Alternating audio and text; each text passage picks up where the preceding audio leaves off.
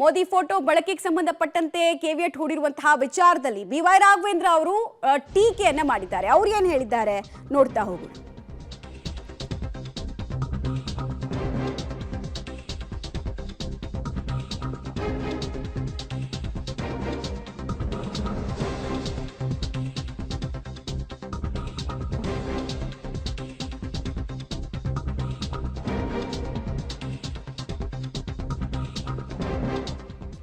ಶಿವಮೊಗ್ಗ ಸಂಸದ ಬಿ.ವೈ. ರಾಘವೇಂದ್ರ ಅವರು ವ್ಯಂಗ್ಯವಾಡಿದ್ದಾರೆ. ಮೋದಿಗಿಂತ ಇನ್ನೊಂದು ಹಿಂದುತ್ವದ ಮುಖ ಇಲ್ಲ.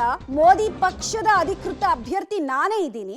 ಮೋದಿ ಫೋಟೋ ಹಾಕೊಂಡು ಅವ್ರು ಪ್ರಯತ್ನ ಮಾಡ್ತಾ ಇದ್ದಾರೆ. ಸ್ವಾರ್ಥಕ್ಕೋಸ್ಕರ ಹಿಂದುತ್ವ ಬಳಸಿಕೊಳ್ಳುವ ಪ್ರಯತ್ನ ಮಾಡ್ತಾ ಇದ್ದಾರೆ ಅಂತ ಈಶ್ವರಪ್ಪ ವಿರುದ್ಧ ಸಂಸದ ಬಿ.ವೈ. ರಾಘವೇಂದ್ರ ವ್ಯಂಗ್ಯವಾಡಿದ್ದಾರೆ. ಮೋದಿ ಅವರ ಅಪ್ಪನ ಮನೆ ಆಸ್ತಿನ ಇಡೀ ವಿಶ್ವದ ನಾಯಕರಿ ಮೋದಿ, ವಿಶ್ವ ನಾಯಕ ಮೋದಿ. ಯಾರಪ್ಪನ ಮನೆ ಆಸ್ತಿ ಅಲ್ಲ ಮೋದಿ. ಮೋದಿ ಅದಕ್ಕೋಸ್ಕರ ನಾನು ಹೃದಯದಲ್ಲಿ ಇಟ್ಕೊಂಡಿದ್ದೀನಿ. ಅವ್ರ ಅಪ್ಪ ಮಗ ಯಾರು ಅವ್ರ ಹೃದಯದಲ್ಲಿ ಇಟ್ಕೊಂಡಿರೋ ಹೇಳಿ. ಅವ್ರೇನು ಹೇಳೋದು ಬೇಡ, ರಾಜ್ಯ ಜನಕ್ಕೆ ಗೊತ್ತು ಅವ್ರ ಹೃದಯದಲ್ಲಿ ಏನಿದೆ, ನನ್ನ ಹೃದಯದಲ್ಲಿ ಎಲ್ರಿಗೂ ಗೊತ್ತು.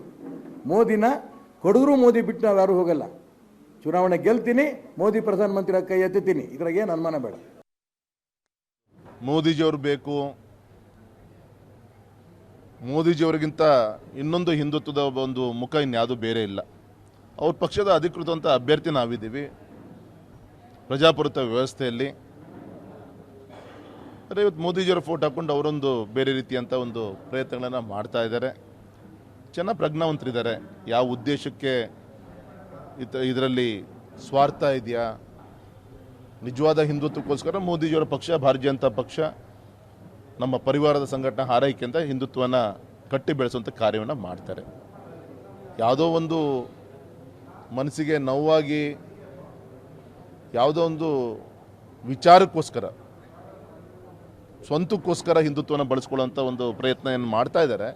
ಇದಕ್ಕೆ ಜನ ಸರಿಯಾದ ರೀತಿಯಂಥ ಒಂದು ಉತ್ತರವನ್ನು ಕೊಡ್ತಾರೆ ಅಂತ ವಿಶ್ವಾಸ ಇದೆ. ರೈಟ್, ಡೀಟೇಲ್ಸ್ ಕೊಡ್ತಾರೆ ಶಶಿಧರ್. ಈಶ್ವರಪ್ಪ ಅವರಿಗೆ ತಮಗೆ ಚುನಾವಣೆ ಸಂದರ್ಭದಲ್ಲಿ ಏನಾದರೂ ಬಿಜೆಪಿ ಅವರು ತಕರಾರು ಎತ್ತಿದ್ರೆ ಅನ್ನೋ ಭಯ ಕಾಡೋದಕ್ಕೆ ಏನು ರೀಸನ್? ಮುನ್ಸೂಚನೆ ಏನಾದರೂ ಸಿಗ್ತಾ ಅವ್ರು ಲೀಗಲ್ ಆಗಿ ಮೂವ್ ಮಾಡ್ತಾರೆ? ಮೋದಿ ಅವರ ಫೋಟೋ ಬಳಕೆಗೆ ಸಂಬಂಧಪಟ್ಟಂತೆ ರಾಷ್ಟ್ರಭಕ್ತರ ಬಳಗ ಅಂತ ಇಟ್ಕೊಂಡು ಎಲ್ಲ ಕಡೆ ಮೋದಿ ಅವರ ಫ್ಲೆಕ್ಸ್ಗಳನ್ನು ಹಾಕೋ ಕೆಲಸ ಮಾಡ್ತಾ ಇದ್ದಾರೆ ಅನ್ನೋದೇನಾದರೂ ಅವ್ರಿಗೆ ಸುಳಿವು ಸಿಕ್ಕಿ ಕೆವಿಎಟ್ ಅನ್ನು ಹಾಕಿದ್ರಾ ಅಂತ? ಖಂಡಿತವಾಗಿಯೂ ಮಮತಾ, ಈಗಾಗಲೇ ಈಶ್ವರಪ್ಪ ಅವರು ಬಿಜೆಪಿ ವಿರುದ್ಧ ಬಂಡಾಯ ಸಾರಿದ್ದಾರೆ. ಜೊತೆಗೆ ಈಗಾಗಲೇ ಬಿಜೆಪಿ ವಿರುದ್ಧ ಬಂಡಾಯವಾಗಿ ಶಿವಮೊಗ್ಗ ಲೋಕಸಭಾ ಕ್ಷೇತ್ರದಿಂದ ಸ್ಪರ್ಧೆ ಮಾಡುವಾಗಿ ಈಗಾಗಲೇ ಘೋಷಣೆ ಕೂಡ ಮಾಡಿದ್ದಾರೆ. ಜೊತೆಗೆ ಶಿವಮೊಗ್ಗ ಕ್ಷೇತ್ರದಾದ್ಯಂತ ಈಗಾಗಲೇ ಪ್ರಚಾರ ಕೂಡ ನಡೆಸಿದ್ದಾರೆ.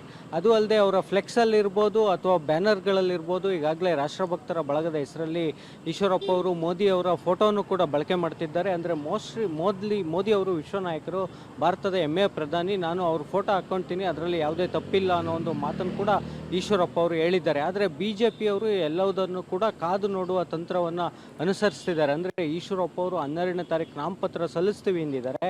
ನಾಮಪತ್ರ ಸಲ್ಲಿಸಿದ ನಂತರ ಅವ್ರಿಗೆ ನಾವು ಏನು ಕ್ರಮ ಕೈಗೊಳ್ಳಬೇಕು ಅಥವಾ ಯಾವ ರೀತಿ ಕಾನೂನು ಹೋರಾಟ ಮಾಡಬೇಕು ಅದನ್ನು ಮಾಡಬೇಕಾಗುತ್ತೆ ಅನ್ನೋ ಒಂದು ಚಿಂತನೆಯಲ್ಲಿ ಬಿಜೆಪಿಯವರಿದ್ದರು. ಅಂದರೆ ಮೋದಿ ಅವರ ಫೋಟೋ ಬಳಸಿದ್ರು ಕೂಡ, ಮೋದಿ ಅವರ ಫ್ಲೆಕ್ಸ್ ಬಳಸಿದ್ರು ಕೂಡ ಯಾವುದೇ ಅದಕ್ಕೆ ಆತಂಕ ಅಡ್ಡಿಪಡಿಸ್ತಿರ್ಲಿಲ್ಲ. ಅವ್ರ ಪಾಡಿಗೆ ಅವರು ರಾಷ್ಟ್ರಭಕ್ತರ ಹೆಸರಲ್ಲಿ ಬಳಸ್ಕೊತಿದ್ದಾರೆ, ಬಳಸ್ಕೊಳ್ಳಿ ಅಂತ ಸುಮ್ಮನಿದ್ರು. ಆದರೆ ನಾಮಪತ್ರ ಸಲ್ಲಿಸಿದ ನಂತರನೂ ಕೂಡ ಬಳಕೆ ಮಾಡಿದಲ್ಲಿ ಅದ್ರ ವಿರುದ್ಧ ಹೋರಾಟ ಮಾಡಬೇಕು, ಚುನಾವಣಾ ಆಯೋಗಕ್ಕೆ ದೂರು ಕೊಡಬೇಕು ಅನ್ನೋ ಒಂದು ಸಿದ್ಧತೆಯನ್ನು ಬಿಜೆಪಿ ಮುಖಂಡರು ನಡೆಸಿದ್ರು. ಇದನ್ನು ಅರ್ಥಂತ ಈಶ್ವರಪ್ಪ ಅವರು ಮುಂದಿನ ದಿನಗಳಲ್ಲಿ ಯಾವುದೇ ಆತಂಕ ಬರಬಾರ್ದು, ಮೋದಿ ಫೋಟೋ ಬಳಸೋದಕ್ಕೆ ಯಾವುದೇ ಅಡಚಣೆ ಉಂಟಾಗಬಾರ್ದು ಅನ್ನೋ ಒಂದು ಮುನ್ನೆಚ್ಚರಿಕೆಯಾಗಿ ಈಗಾಗಲೇ ಹೈಕೋರ್ಟಲ್ಲಿ ಅವರ ವಕೀಲರು ವೆಂಕಟೇಶ್ ಅನ್ನೋರ ಮೂಲಕ ಕೆವಿಎಟ್ ಅನ್ನು ಕೂಡ ಈಶ್ವರಪ್ಪ ಅವರು ಹಾಕಿದ್ದಾರೆ. ಕೆವಿಎಟ್ ಸಲ್ಲಿಸಿದರೆ ಇದಕ್ಕೆ 3 ತಿಂಗಳ ಕಾಲಾವಕಾಶ ಇರುತ್ತೆ. ಅಷ್ಟರಲ್ಲಿ ಚುನಾವಣೆ ಕೂಡ ಮುಗಿದೋಗುತ್ತೆ. ಅವರ ಉದ್ದೇಶ ಕೂಡ ಅಂದರೆ ನಾನು ಮೋದಿ ಫೋಟೋ ಇಟ್ಕೊಂಡೇ ಚುನಾವಣೆ ಮಾಡಬೇಕು ಅನ್ನೋ ಏನೋ ಉದ್ದೇಶ ಇದೆ, ಅವ್ರ ಉದ್ದೇಶ ಕೂಡ ಈಡೇರದಂತಾಗುತ್ತೆ. ಜೊತೆಗೆ ಬಿಜೆಪಿ ಅವರು ಯಾವುದೇ ಆತಂಕ ಅಡಚಣೆ ಉಂಟು ಮಾಡೋದಕ್ಕೆ ಕೂಡ ಅವಕಾಶ ಸಿಗೋದಿಲ್ಲ. ಹೀಗಾಗಿ ಈಶ್ವರಪ್ಪ ಅವರು ಕೆವಿಎಟ್ ಮೊರೆ ಹೋಗಿದ್ದಾರೆ ಅಂತಲೇ ಹೇಳ್ಬೋದಾಗಿದೆ ಮಮತಾ. ರೈಟ್, ಧನ್ಯವಾದ ಶಶಿಧರ್ ತಮ್ಮೆಲ್ಲ ಮಾಹಿತಿಗಾಗಿ. ಒಟ್ಟಿನಲ್ಲಿ ಮೋದಿ ಫೋಟೋ ಬಳಕೆಗೆ ತಡೆ ಕೊಡಬಾರ್ದು, ಹೈಕೋರ್ಟ್ ಅಥವಾ ಕೋರ್ಟ್ಗಳ ಮೊರೆ ಹೋಗಬಾರ್ದು ಅನ್ನೋ ನಿಟ್ಟಿನಲ್ಲಿ ಮುಂಜಾಗ್ರತಾ ಕ್ರಮವಾಗಿ ಕೆವಿಎಟ್ ಅನ್ನು ಸಲ್ಲಿಕೆ ಮಾಡಿದ್ದಾರೆ.